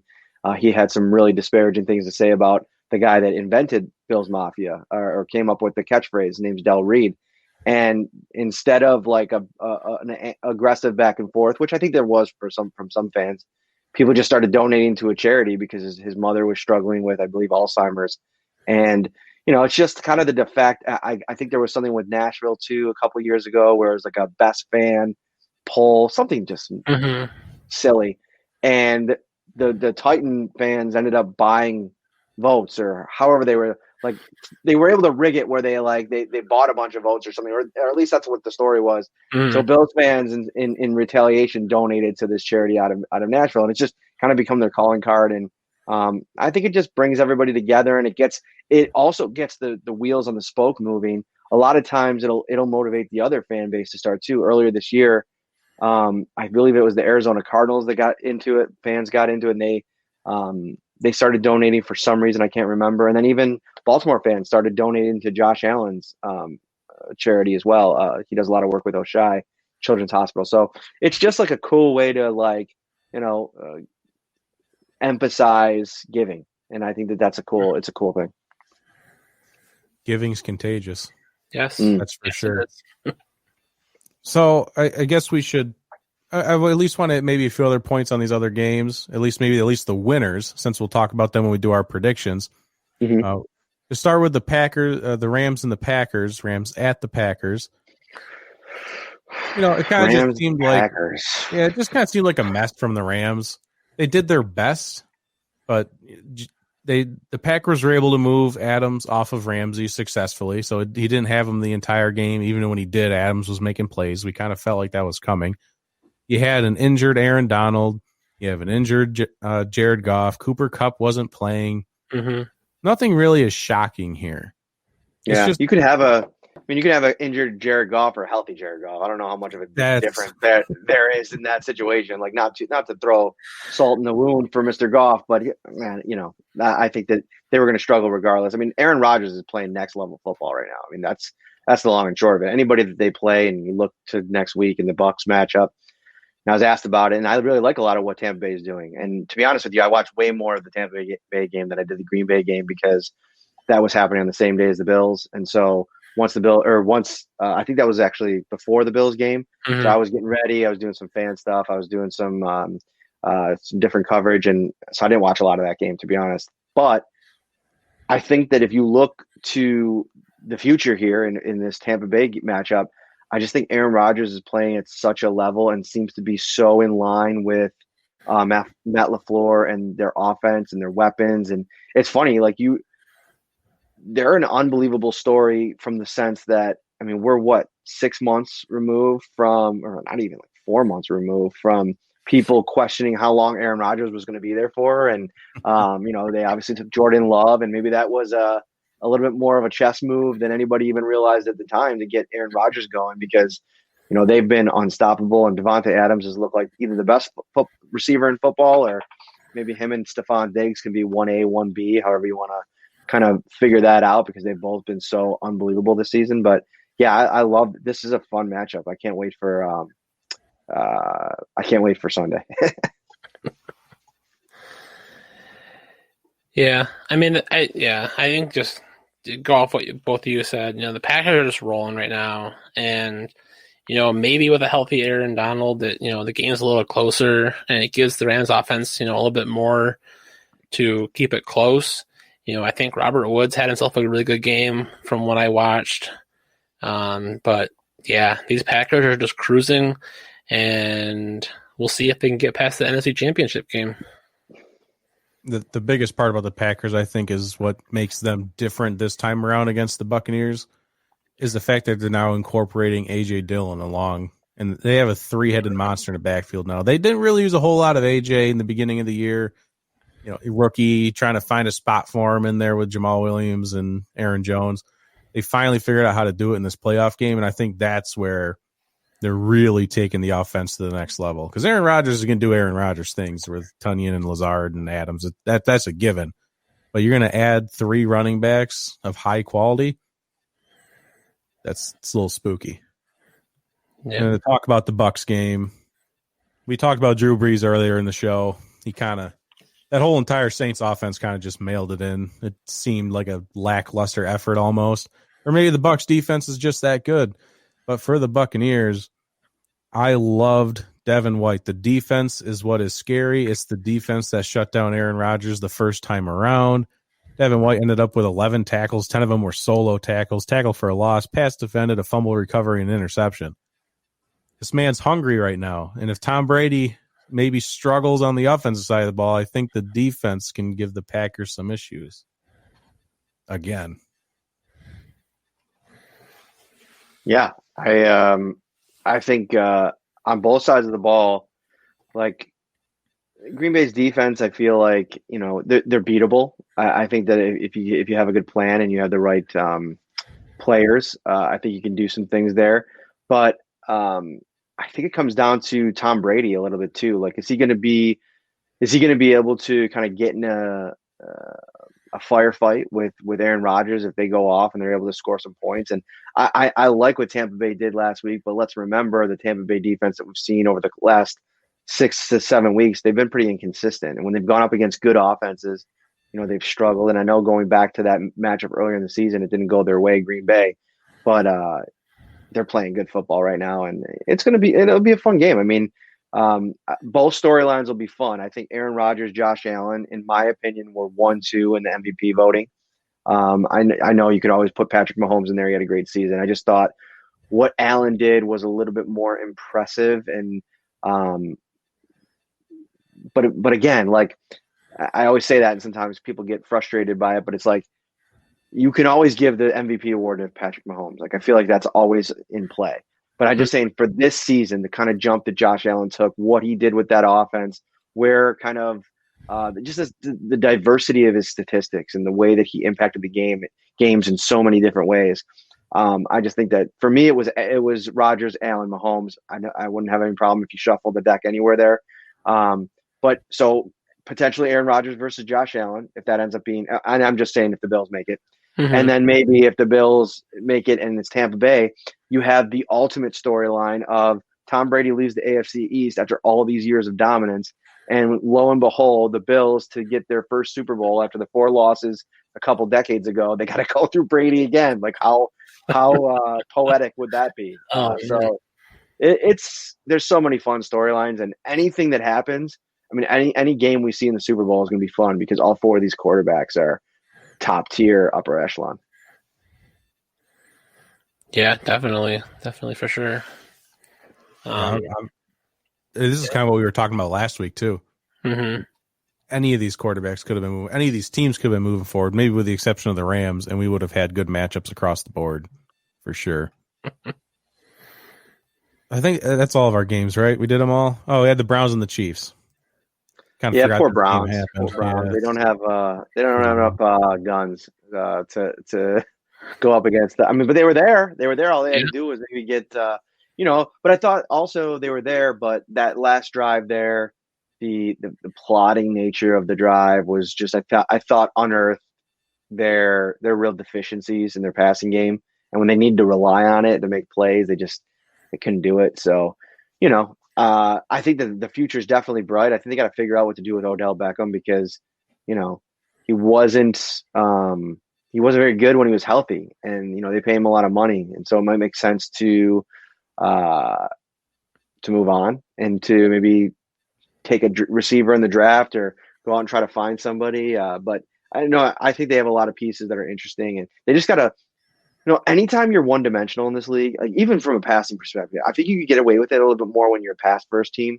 Mm-hmm. We've seen over the years, the best offenses are usually the ones that can play some sort of complementary football. And, last year I thought that's what made Kansas City so dynamic is, of course, they're going to murder you with Patrick Mahomes and company, but they also had Damian Williams, who was out there just, he could have been the MVP of the Super Bowl, if depending on how the voting went. So, there's a lot of fun matchups. There's a lot. I think we're going to see a lot of fun offense, I think, this weekend. That's another cool thing. I don't think there's any defense in the Final Four that for me is going to be potentially that defense that shuts the door like we saw last weekend with the Bills on Baltimore. I think all the offenses are better than the defense they're playing. And so I think we're going to see some points. Wouldn't hurt my feelings. Always be nice to see some high scoring games. Yeah, 17-3 is always fun for the team that wins, but everyone else watching from home just like, this game sucks, man. My only because it was like you said, the Browns didn't take advantage of the late interception from Chad Henne, and it's just the point that I've been repeating all season is the Browns can't play from behind. They literally don't have the ability because they have to throw the ball. You can't run off of play action. You can't utilize Nick Chubb and Kareem Hunt because Baker Mayfield thrives off of play action. And when you know that Baker Mayfield has to drop back and throw the ball, it's usually not going to work out in the Browns' favor. And just to get this off my chest, because I've been dealing with this on social media, it's annoying me. Look, it might have been a helmet-to-helmet hit, all right? Everyone knows it was. They didn't call it. That's not where you should be upset. If you want to be upset at the rule where if you fumble the ball out of the back of the end zone, it's a touchback and a turnover for the other team. That makes zero sense. And whoever created that rule, I do believe, was drunk at the time. If you fumble the ball out of bounds anywhere else on the field, it's just a fumble out of bounds and you just move on with your day. For some reason, it's a turnover in the end zone. The refs maybe should have called a penalty, but that's not where your anger should be at. Let's try and change that rule. That makes zero sense. It's just a personal opinion. I don't have a very strong opinion on it either way. It's happened. I feel like this happens once a year. This exact rule gets enacted at least once a year, and it happens in a big game usually where it just comes up and we're looking at it. Once a year we look at this and go, this is stupid, but nothing changes in the offseason. I feel like I kind of understand both camps though. Like I understand the camp that says like, why should it be a turnover? Like if the ball isn't possessed by the other team. I get it. Like there's reason to be angry there. And if you're on the wrong side of it, you're always going to be angry. But I also understand the side of it that says, hey, shut up. Don't fumble the ball.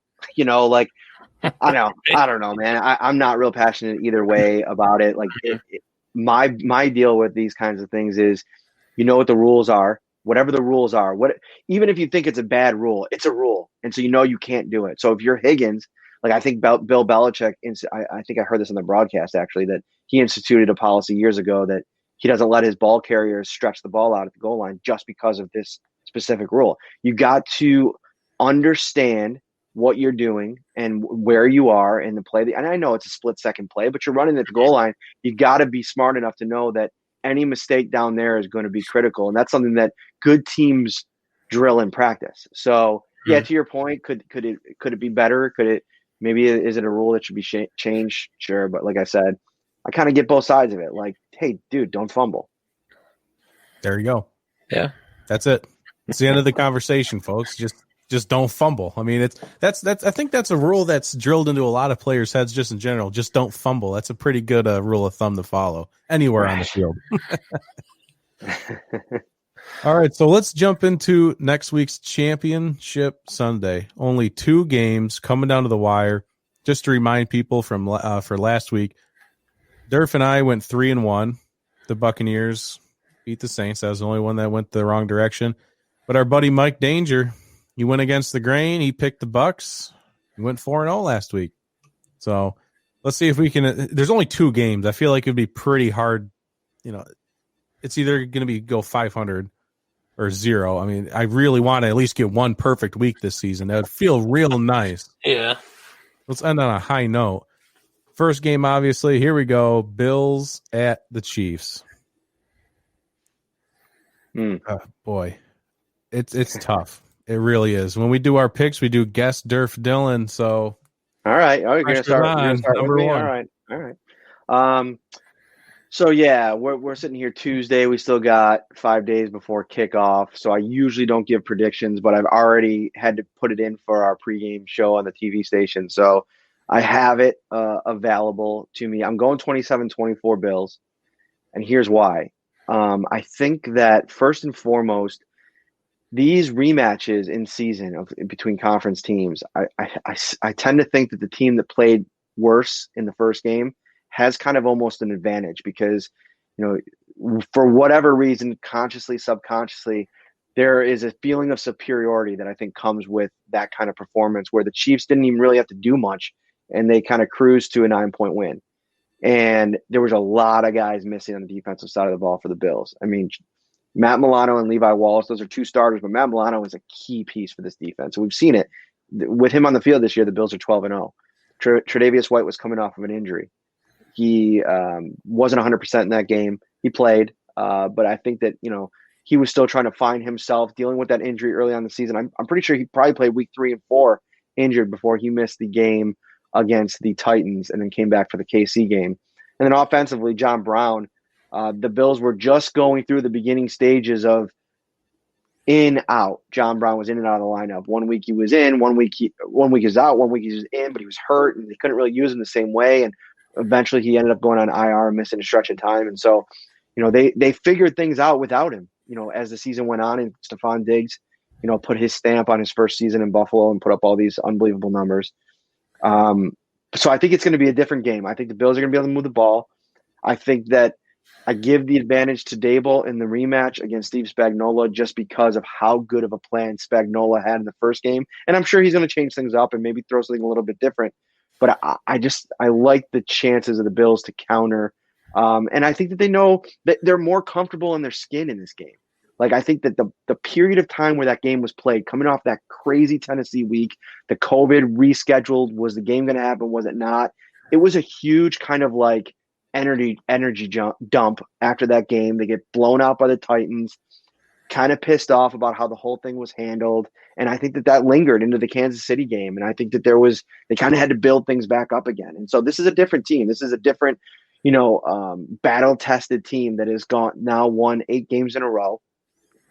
8 games, 6, 7, 8 games in a row. Some of these wins that they've had on the road and at San Francisco on prime time against the Pittsburgh Steelers, who obviously aren't as good as we thought they were at 11-0, but still a signature win. And the way they closed out their season and went on the road and just absolutely blasted the Patriots and the Broncos and then closed things out against a Miami team that was fighting for their life. I just think that there's so much still in this Bills team that they have to play and put out there. So I'm going to go with them. I just think that this is not only do I not like the concussion symptoms for Patrick Mahomes, and I know that there's a lot of murkiness about what exactly happened and where he's at in the protocol and if it was a concussion or if it wasn't. I know there's a lot that we still need to learn about that, but I also don't like the foot injury. I mean, he was limping around pretty good on that in that game, and that's something that, for as good as Patrick Mahomes is as a passer, and he's the best in the game, no doubt about it, he does move around a ton, whether it be off schedule, getting out of the pocket and making throws on the run, or running. I mean, the Tennessee game last year was one of the most spectacular quarterback scrambles I've ever seen, when he ducked to the left sideline, made the guy miss with a quick spin move, and then just darted up the sideline and ended up scoring a touchdown. So he's a dual threat, multifaceted player. And if he's hampered at all, I think that gives a serious advantage to this Bills team.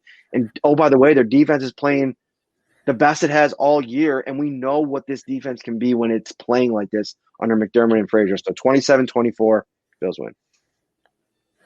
Very nice. So I'll for sure agree there with the Bills win. I had to come up with this. Oh, come on. A score. I don't know about that one.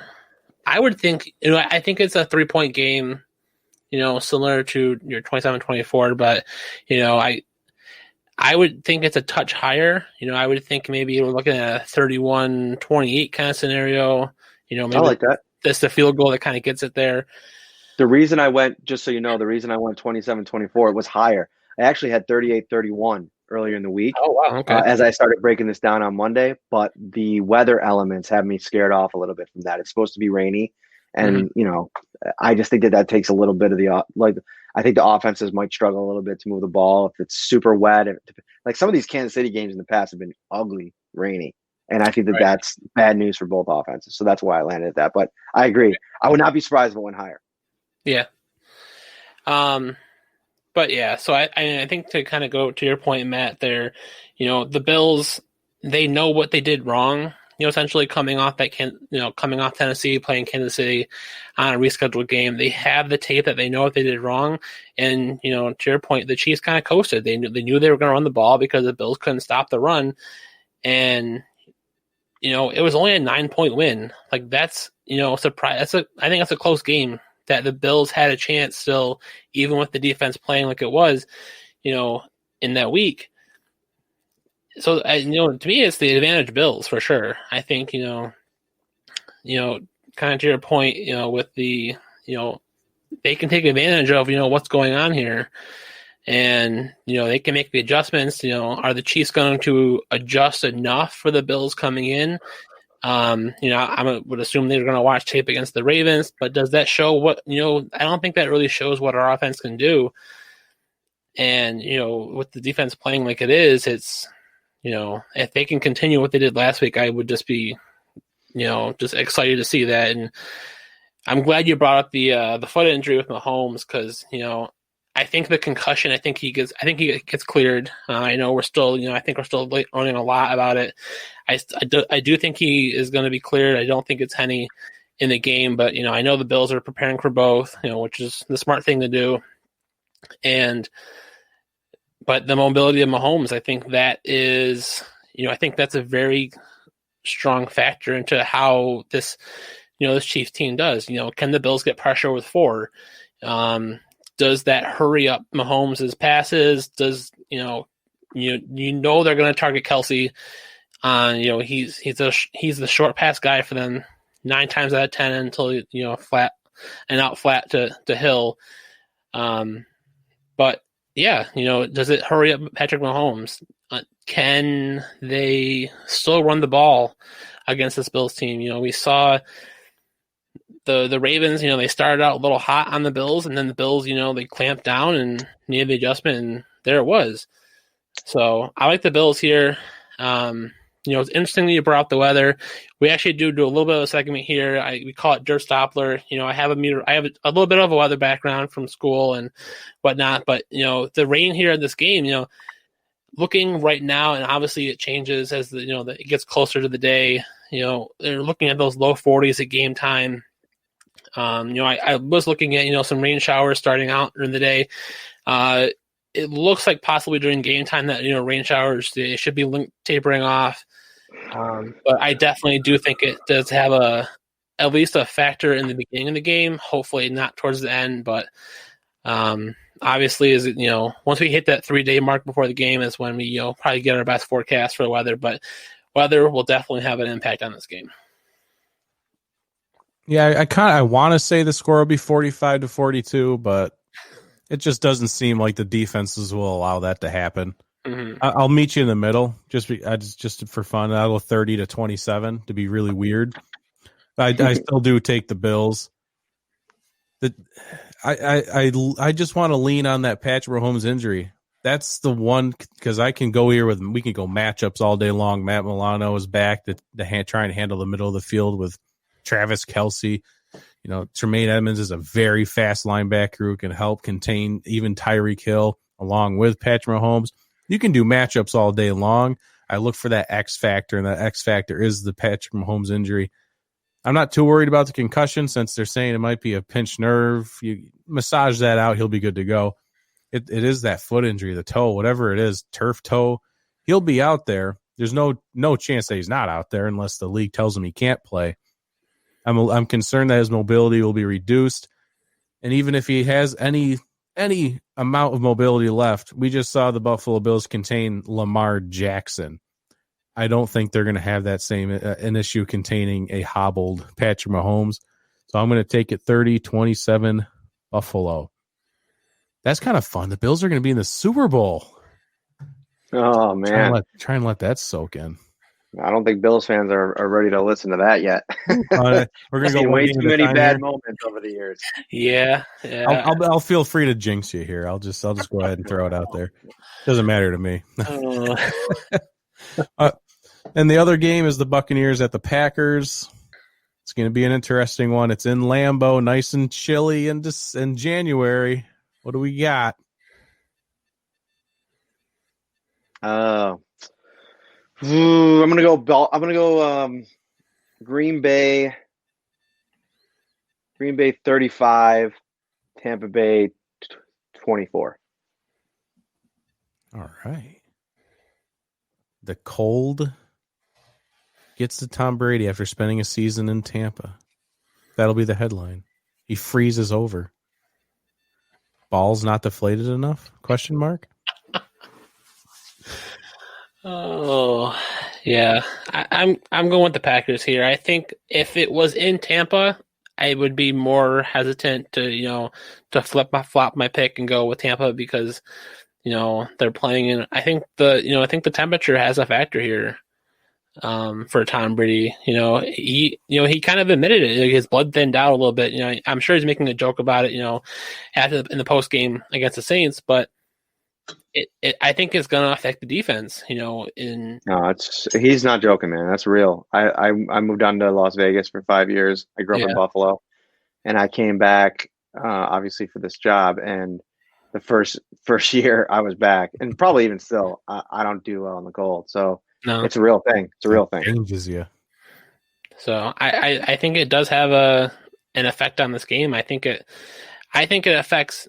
I think it affects the defense more than it affects Tom Brady because of the inconsistency that we've seen with the Buccaneers defense. So if I had to, do a score, I'll go Packers. Let's see. I'll go Packers 34-31.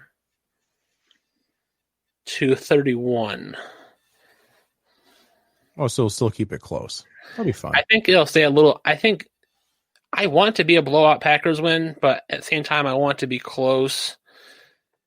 If we're going off of our picks right here, I think it's more appealing going into the Super Bowl if it is these two teams that win. And last but not least, I really want to take the Buccaneers just so we can spend 2 weeks to talk about Josh Allen and the Bills having to go through Tom Brady one last time to win a Super Bowl. I want that storyline so bad. I just don't think we get it. I think the Packers completely flipped the script on them because the Buccaneers took Aaron Rodgers out of the game earlier in the year. I think the Packers are looking to flip the script. It's going to be 30, 38, 35-ish to 17, 21, somewhere down. The Bucs just struggle all day long, can't get a thing going. So Bills, Packers in Tampa, February 7th. At least that's what we're saying. That's what we're saying right now. That's what we're saying here. Not saying it's a guarantee, but that's what we're going with. I like it. Yeah. I like it. So to wrap up the show, we just want to also thank you for coming on the show. We'll thank you again like 6 more times before you do hop off. But since this is on and off the field, we did a little off the field, but the actual off the field part is if there's any charities that you really like you participate in, anything you just want to give a shout out for, something that means a lot to you personally, you just want to let everyone know, and we'll include a link to the website if they have one, anything like that in our description after here. Anything that you want to bring awareness for? No, I really like what they're doing at Oshai Children's Hospital, and I think I'm a father of 2, and couldn't imagine what it would be like to have one of my children and my brother and my 2 sisters have kids, and becoming a dad really just kind of opened your eyes to what so many parents have to go through. And so, Oshai Children's Hospital, it's a great place to donate. They're doing a lot of great work. Beautiful. Yeah, and obviously Josh Allen focuses on Oshai, as we mentioned, earlier. So everyone can go to our description after this video and learn about Oshai, and we'll even throw in what Josh Allen's done in there. We'll make a whole big deal out of it. It'll be great. So one last plug for Matt Parino and the Shout podcast. Anything that you want to let everyone know about, how to find you, whatever the people need to know before you jump off. Yeah, just I believe at Matt Parino right here is my Twitter handle. That's the best place to go, where you'll find the stream of all of my content. And yeah, big show tomorrow. We're excited about it. The 100th episode. Very exciting stuff. Thank you for coming on, Matt. All right, guys. Take care. Go Bills. All righty. It's a great show. That was a great show. Feel like it went well. The comments, I warned Matt about the comment section being like pretty rowdy during our shows. It completely dropped off. There was nothing. I'm gonna have to go yell at like Alan and Brandon and be like, bruh, where were you guys? Oh man. I warned them, and I just kind of like let them down. Oh well. So like we said, we got a Bills Packers Super Bowl. Wow. Nice. But we still have to get through Sunday, I guess. We do. And I'm just going to enjoy Sunday as much as I can. And whatever happens is just the trying to mindset I'm trying to keep with this game, because it could be a toughie. And then just to look at the storylines that we have for this Sunday, because I don't want to jump forward. I don't want to skip over this weekend, obviously. We'll have 2 weeks to prep for the Super Bowl, whoever's playing in it. I mean, the Bills at the Chiefs, Josh Allen and Patrick Mahomes, 2 quarterbacks that will be leaders in the AFC, hopefully with their respective teams for a long time. Well, Patrick Mahomes, obviously, he's just signed like a $20 billion 10-year deal or whatever the hell it was. And then the Buccaneers and the Packers, 2 Hall of Famers, one that'll be going in a lot sooner than the other, but still just 2 players that have been playing at the top of the league, best quarterbacks for a long time. I mean, the storylines here are great, and I really hope these are good games. I think the Packers Bucks game, like my score said it all there. They go 35-17, whatever. I hope it's not that. I just want good football. That's all I want. Yeah, for sure. I think that the Packers too. They have their run game is just outstanding right now. Yeah, I mean that's what I was saying before. I mean, Like the fact that they got AJ Dillon involved last week was just like, because they weren't doing it before.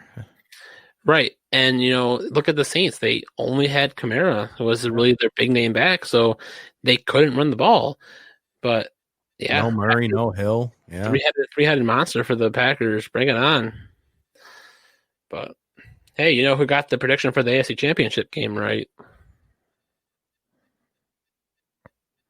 Oh, that's right. You did. I was thinking like Mike Danger from last week. He went 4-0. Like, you mean like at the beginning of the year prediction? Whole prediction here. Yeah. That one came to fruition. That was nice. Very nice. I am enjoying that one for sure. I did not think the Bucs were going to make it this far. I really didn't. Yeah, I really would have thought the Saints would have took them.